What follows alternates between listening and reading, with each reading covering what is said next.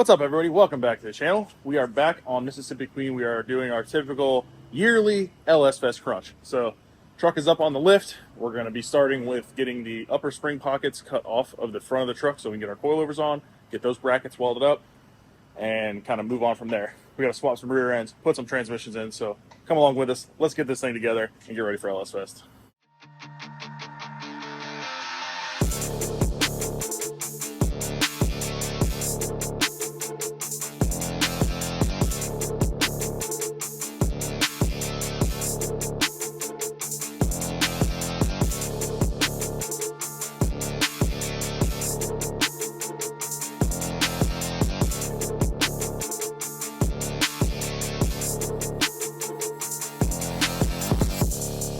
All right, guys, Evan has been working on getting these spring pockets cut off and cleaned up. He's still got a little bit of smoothing out to do before he can get them finally welded and all that good stuff.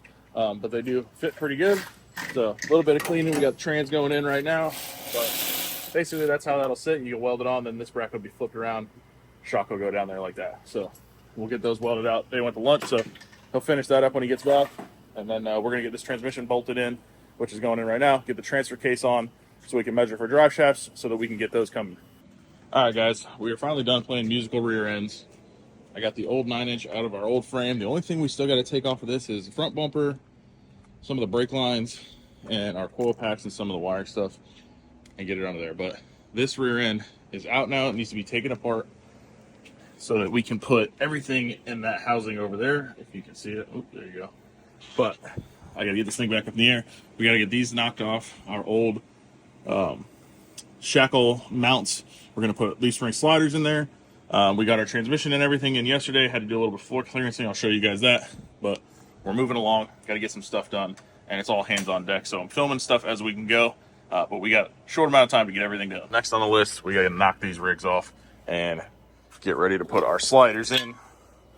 So that thing gets the rivets drilled out of it, and this bolts into there and gives us a leaf spring slider. So basically, when the truck extends, that gives it articulation, I guess would be the word. I don't know, maybe. The leaf spring kind of slides down and lets it separate easier and quicker. I don't know that we're going to separate the suspension since we're going to be probably running this mostly on like no prep and streety kind of stuff. So we'll have to play with the suspension, but I want to be able to have the adjustment there if I need it. All right, guys, got our leaf spring sliders all installed. That wasn't too terribly bad. Got our Caltracs in, new monoleaf Caltrac leaf springs. So Doug's over there working on getting all the studs and everything in. The new rear end housing, we'll set that on here, get the mounts kind of set up a little bit, and then we'll have to probably tack them, get an idea of where it needs to be, because we need to set pinion angle. So that housing has no mounts on it. I have Marilot, or I forget whose mounts they are, but they weld to the housing instead of having just clamped plates. They weld to the housing and then you bolt to it, so it'll be a lot stronger. But we got to get those welded on. So set pinion angle and get those welded on, and then lower Caltrac brackets and all that stuff. So moving right along. I don't know what else I'm going to do today, but I'll keep you guys updated as we do stuff. All right, guys, we got our rear end set in on the mounts that I was talking about.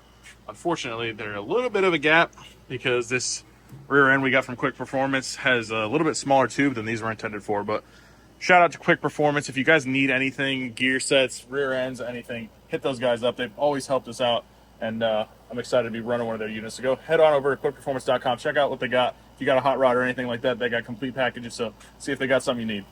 But for now, we just have this set up. TJ will set pinion angle kind of where he's ideally wanting it. We don't have a drive shaft right now, but I need all this stuff in here so I can measure for the drive shaft. So we'll get a rough estimate of where we need to be and go from there. All right, guys, so we'll leave that for TJ. On the front side of things, we got a little bit of a debacle. I had ordered don't mind my wire.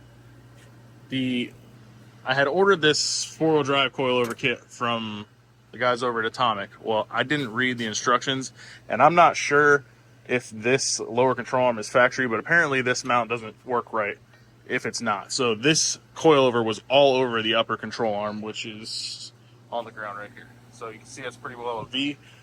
Luckily, I had these control arms for that truck. So I was like, hey, let me just see if they fit. They do. I just need to get a different upper ball joint, but we're good to go now. So we'll run this upper control arm on this thing for now. The guys that made this, MG Fab, they are in process of making a nice control arm for these. I sent him all the stuff to do it, but he's been super slammed out there, so I haven't been rushing him trying to get this stuff done.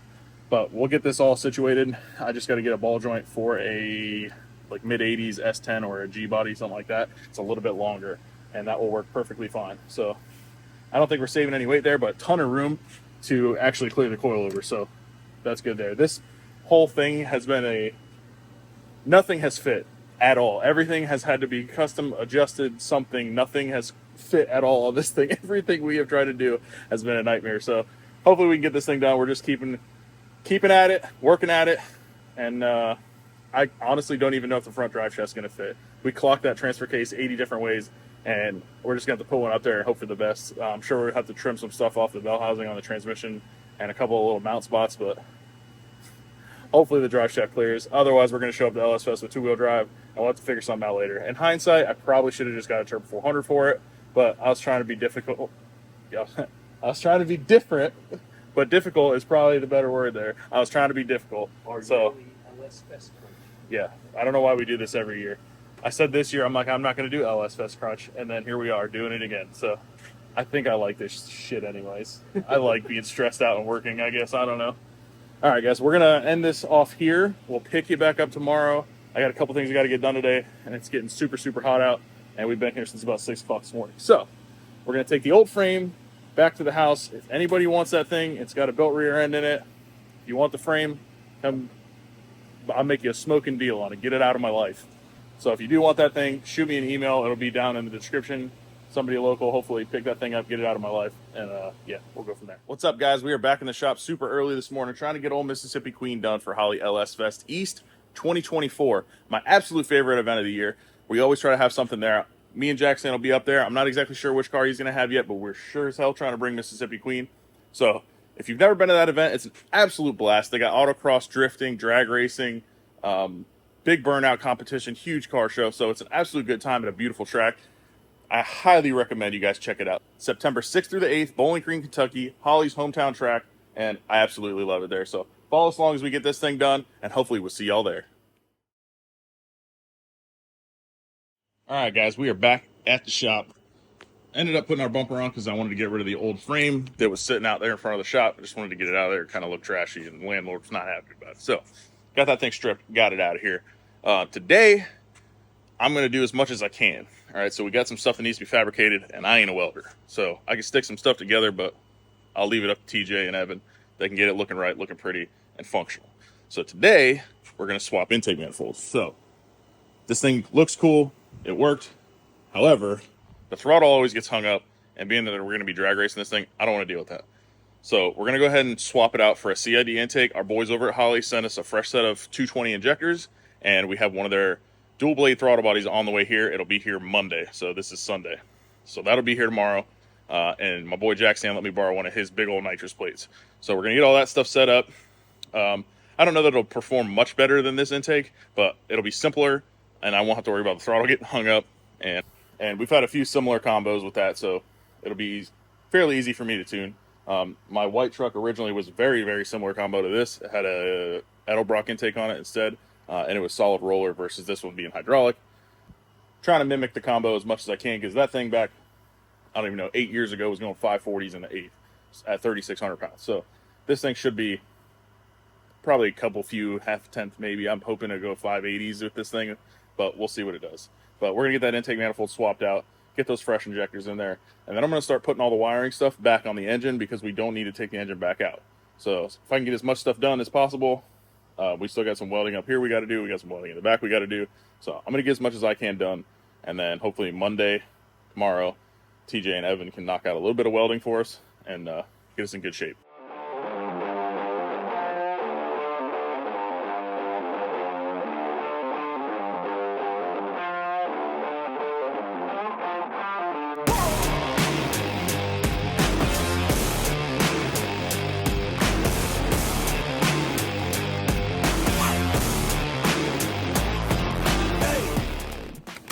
All right, guys, got a little bit of bad news. I had some plastic over the ports. I had the motor covered, but it looks like we got a little bit of water down in the ports when this thing was sitting outside. So we're gonna have to pull spark plugs out, roll it over, check everything, and yeah, we don't have time for that. So hopefully everything's okay. If not, we're gonna be freshening this thing up after LS Fest, and we're just gonna have to blow all the rust out with nitrous.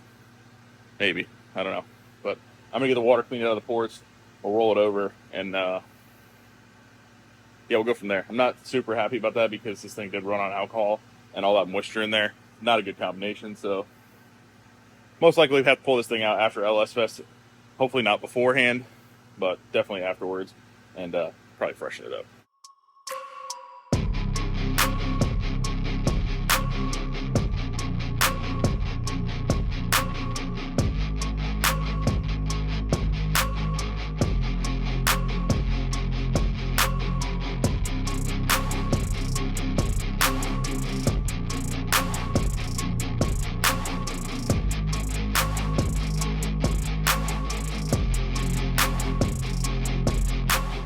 All right, guys, we might have gotten lucky. It looks like the only ones that have water in them are obviously the ones that have the valves closed, and the ones with the valves open, the pistons are all the way at the top. So it didn't at least fill the whole cylinder full of water. So not as bad as I was expecting, but still not good. So I know that I should pull this thing out and go freshen it up, but we ain't got time for that, and we're going to risk it for the biscuit, and we'll freshen it up, or maybe, hopefully it doesn't catastrophically fail, but I know better. However, we're going to do it anyway.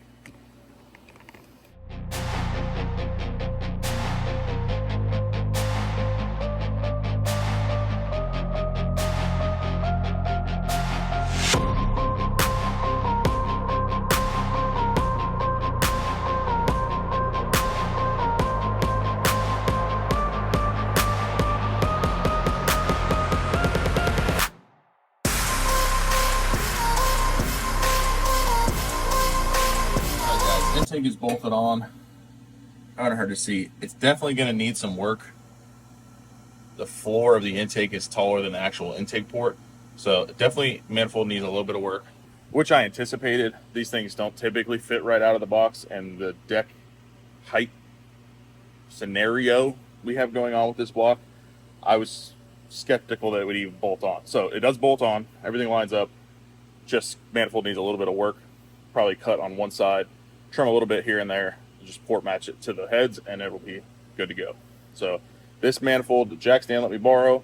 I have another one on the way. I'll just give him that one, and we'll use this one, and we'll get it worked over and make it look pretty. All right, intake is on and torqued. Let's see if it fits any better.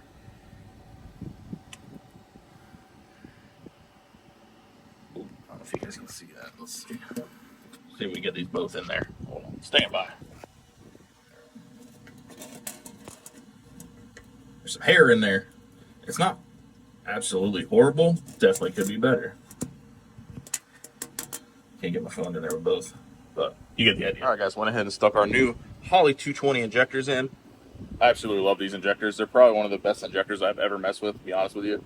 We've ran these injectors on James's 240 on alcohol up to about 30 pounds of boost with a 91 millimeter, and they just kept on flowing.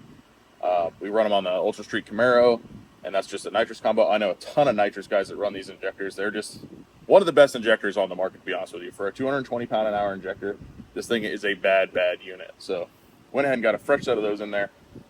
Jack Stan lost a couple bolts for the fuel rails, so I'm going to leave one out so I can run to the bolt store and get me a fresh set of bolts, and then the auto body will be here tomorrow. So I'm going to work on wiring. I got to steal Moonshine's injector harness because I had EV6s on here. These are EV1s, so you know, Moonshine ain't using that thing anytime soon, as you can tell. It's kind of became a storage unit. We're going to hop back on the truck soon. I want to get this thing done, then hop on that truck, then hop on Moonshine and get that done. But I got some cool stuff in the works for both of those, so as soon as this is done, we'll hop back on those. I want to make more content for you guys. I'm a one-man band. I got Doug helping me edit and film stuff, but other than that, it's just me. So I would like to try to focus more on the YouTube thing. I know you guys have been asking for more content, and I like making it for you, so we'll try to do better. Well, I went and pulled old Moonshine's injector harness out, and there's still a snapped off billet atomizer attached to it. All right, I got pretty much everything on the motor plugged in that's still here. I got to figure out where I'm going to mount my coils, because on the last chassis we had a bar across the front that we had the coils mounted to, so I have to figure that out. But everything else is pretty much on. All the grounds are on, cranks plugged in, everything's kind of set up. As far as Holly goes, we're not going to be using IAC on this throttle body, and I'm probably going to have to rewire the TPS. And I need to figure out where I'm going to put an IET sensor, or manifold air temp. So figure those things out. I might have to just get a little rife and do like we have on the Camaro, which is just a little teeny temp sensor in there, and that should be good there. But we can do that after, and I can just kind of plug it in and stick it near the throttle body for now. Won't be ideal, but it'll be better than nothing. The one thing I love about these Holley throttle bodies is they have a manifold air temp sensor in the throttle body, so they work perfectly. I do love that feature of the Holley throttle bodies. All right, got our fuel lines ran. I'm going to run them down the frame rail to the back to the tank, and then before we fire this thing up or do anything, I'm going to disconnect it from the rails, flush it. Same thing with the return. Take the return off the tank, flush that out, make sure everything is clean before I go firing it or putting any fuel to these brand new injectors. So if your fuel system's been sitting for a while, make sure you flush that rig out, especially if you got fresh filters, fresh injectors, all that stuff. Make sure you flush it out. This thing being that it was on alcohol and it's been sitting for a while, I did not run it, which I should have before I shut it down and took it apart on 93. So if you do have an alcohol car, you probably already know this, or an ethanol car, but run it on pump gas. If you're going to park it for a while, run it on pump gas, ethanol free, something to just rinse and kind of clear everything out. That way, all that ethanol or methanol or anything, methanol is super corrosive. Ethanol, if you've ever let ethanol sit in fuel lines for a long time, it'll get like gelled up, causes corrosion and stuff like that. So just a tip, if you're going to let it sit, flush it out with some ethanol free gas, something, and let it run for a little while. Did not do that. It was a big mistake of mine. And hopefully I don't regret it too much. But we got fresh injectors. The tank was empty, so we'll see what happens. But I want to flush everything out because everything's been kind of sitting. Something could have crawled up in there. You never know. So make sure you flush your fuel lines out and all that good stuff before you go putting it to your fresh injectors. All right, guys, got our fuel lines back in. Those are all routed. Going up to the front. I got to run our power wires for our fuel pump up into the bed. And then I can start hooking up the rest of the wiring. I'll leave the battery disconnected. I don't think it's got anything in it anyway. It's a lithium. It's been sitting for months, so I don't think there's anything in it. And then we can work on wiring stuff. Got to get a couple things welded. Before I leave today, I'm going to set it down so it's at ride height so we can measure pinion angle, get the rear end welded, and I can order a drive shaft for the front and rear. We got about a week and a half. I think we're in good shape. I just noticed something, guys. I hung a wheel. I'm not going to show you what the wheel looks like, but that's what the aftermarket control arm, you can see. Look at the difference in travel. That's insane. Now, I don't think it'll go down that far. Obviously, the angle of the tire and everything would not be ideal, and it'll probably just snap the axle, but that's crazy that gets that much more travel than that side. That must be bound up on the bushings or something. All right, guys. Well, I set it down at ride height, and not happy. It sits too high. So what I'm going to have to do is move this whole thing up. So I'm going to have to take all that back part, clearance all that stuff again, and then move it up. See the other two mounting holes? I'm going to have to move it up just to get it to the ride height that I want because it's sitting a lot higher than I thought it would. I figured it would kind of be like a 4.6 drop, kind of where that sat at. I figured it was where the stock shackle was, but definitely not. So going to have to lower the back. Not a super big deal. We'll get it taken care of. Take a couple hours to get that done. The front should be good, but I want to get that done so that we can measure for a drive shaft, set pinion angle, get all that shit squared away because that's a big step, and I don't want to wait last minute for a drive shaft. So we got a week. They should be able to get it done. I have the drive shaft. We just got to change the yoke and shorten it a little bit. It's not a big deal. The front one, I already have the measurements for that, so I'll call them in the morning. So it shouldn't be a big deal, but I want to get it handled. All right, guys, got our front upper shock mounts all welded in, looking good. Upper control arm works. So we'll get the shock bolted in, nut and bolt everything up here, and then we got to plumb brakes. We got to do a few things up here. I had to get some new coil brackets. I think we're going to mount those down here on the flat part, but I got to make sure that everything is going to clear with the steering and all that stuff. We also got the back all done. As far as brackets go, those are all welded. So rear end set, pinion angle is set. I did have to move the sliders up because the truck was sitting too high. We can move them up more if I need to lower it more, but I will have to cut the bed out to do that. So right now TJ's over there working on the lower brackets, and hopefully we'll have a roller today. So I did goof on the front, and I had him weld the left shock bracket in, and I forgot to take a piece out. I'll show you what the problem is. All right, so the other side, I didn't have these brackets in it when we welded it. And then this side, I left them in there, and yeah. So I'm going to cut that bolt. Not a super big deal, but a little goof on my part. All right, everything's pretty much suspension-wise wrapped up, tightened down. We got a lot of adjusting we got to do, but everything is attached. The back is attached. We just don't have the shocks mounted in the back yet. But I want to set this thing down on the ground and see how it looks. I'm curious if these shocks are going to work or if they're going to be too long. So I want to set it down before I do the back to see if I need to order a shorter front shock for the front. So let's go. Let's put her down and see what happens.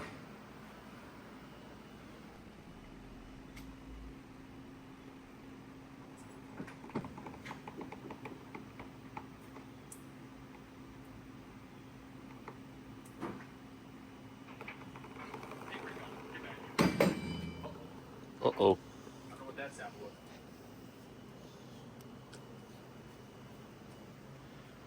All right, looks like we need to crank the spring. That's a pretty heavy spring. I think it was a 12-inch 350 or 450. A 12-inch 450. I had 8-inch 550s on that one. Something was definitely bound up though. I think we unbound it, or we just broke, or we broke something. One of the two. The back is still really high.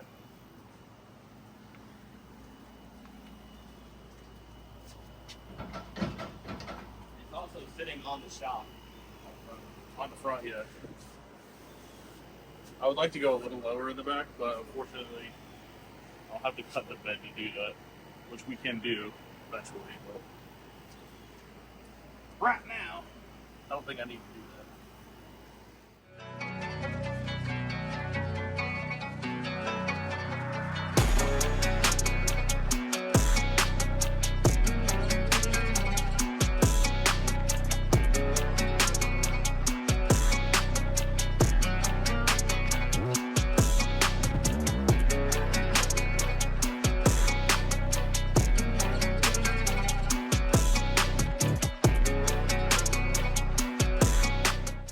All right, guys, we had some issues with camber and trying to adjust everything, so I went ahead and threw the stock control arms back on. They seem to be clearing now. The only thing differently I did was I switched them side to side. Don't know if that makes a difference, but I could not get the coilover to fit in there properly to save my life the first time. So the only other thing I did here, so they came with spacers for the bottom, and I went ahead and threw a shock spacer in up here just to move everything forward. Seemed to work on that side. This side barely clears. It touches the last coil at full extension. So I'm going to go ahead and throw a spacer in this side also and just move it over a little bit.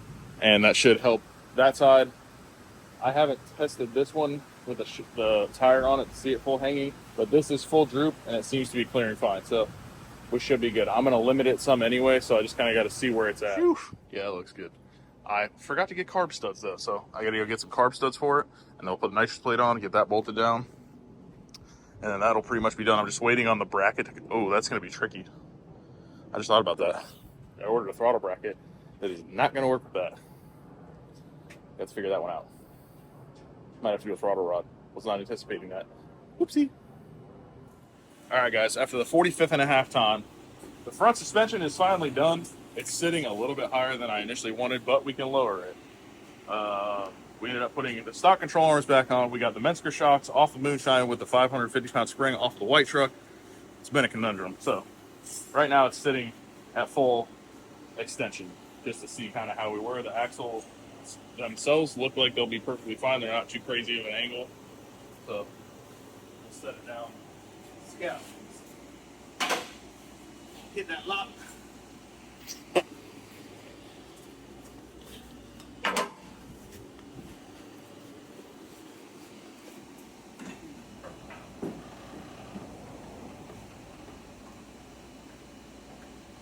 Might go a little bit lower, but I think we'll be good there. We can lower the whole thing eventually.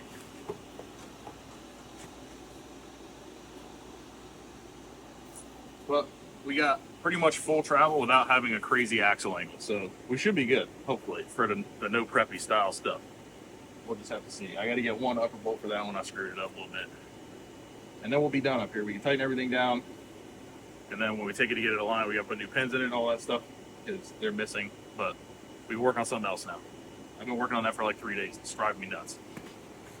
Huge shout out to our boys over at Holley. They got us hooked up with this absolute monster of a throttle body and some fresh 220-pound injectors for this rig. We run those injectors in the Ultra Street car. We ran them in James' car back in the day. I absolutely love those injectors. They're very versatile and they work really well. You can idle very, very nice for how big they are on gasoline, and I'm a big fan of those injectors. But we've got everything pretty much buttoned up on the motor. I still got to plumb the nitrous kit. A couple little things. I got to switch over our TPS plug because this one's different. Went ahead and tapped the intake manifold for our map sensor. I haven't done an IET sensor yet. I want to use a small rife. So once we get back from LS Fest, I'll tap the other side. We'll use the small rife IET sensor for this thing. Other than that, Evan's back there right now making a shock bar for us. There'll be a shock bar and a roll bar. We'll be good back there. We got all the front stuff done. So now we can cinch everything down. We got to remount our coils, do a couple other button up things, and then should be able to fire this thing up. We got to still do a steering shaft and a transmission crossmember and stuff like that, but I think we're in pretty good shape. All right, guys, we'll update where we're at. I forget where we were yesterday at this point, but we made a new list. We got all the stuff that we currently still have to do on the list. So front suspension, all done finally. We still got to do a steering shaft. We just got to nut and bolt everything up here, but all the shocks and everything, they're all tight. But we'll nut and bolt everything. We got to take it to get aligned. So the only thing we're missing up here is alignment, or the pins for the upper control arms to slide on. But they have those at the alignment shop. I already talked to them, so we'll replace those. We got a little bit of wiring to do, but I'll lift the truck up. We'll give you a rundown and show you guys what we got going on here.